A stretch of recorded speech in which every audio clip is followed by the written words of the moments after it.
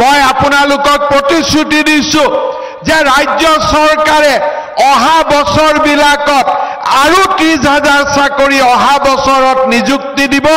2-3টাকৈ নতুন বেটেলিয়নত চাকৰি ওলাব। কেইটামান দিন আগতে আমি 1 লাখ চৰকাৰী চাকৰি আমি ৰাইজৰ বাবে মুকলি কৰি দিছিলো।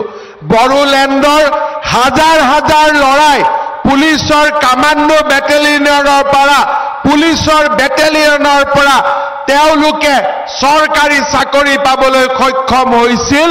1 টকাও কোনেও কতো ঘোষ দিয়াৰ কোনো প্ৰয়োজন হোৱা নাছিল। মই আপোনালোকক প্ৰতিশ্ৰুতি দিছো যে ৰাজ্য চৰকাৰে অহা বছৰবিলাকত আৰু 30,000 চাকৰি অহা বছৰত নিযুক্তি দিব।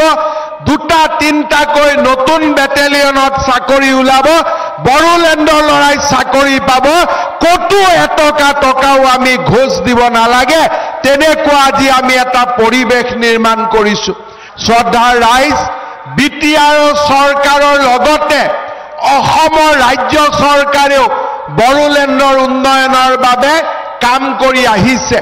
কেইটামান দিন আগতে আমি 1 লাখ চৰকাৰী চাকৰি আমি ৰাইজৰ বাবে মুকলি কৰি দিছিলো।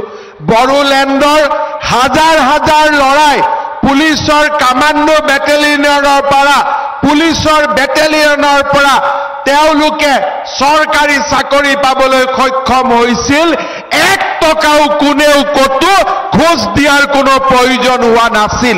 মই আপোনালোকক প্ৰতিশ্ৰুতি দিছো যে ৰাজ্য চৰকাৰে অহা বছৰবিলাকত আৰু 30,000 চাকৰি অহা বছৰত নিযুক্তি দিব।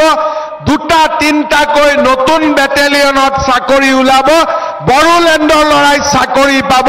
কতো টকাও আমি ঘোষ দিব নালাগে। তেনেকুৱা আজি আমি এটা পৰিৱেশ নিৰ্মাণ কৰিছো।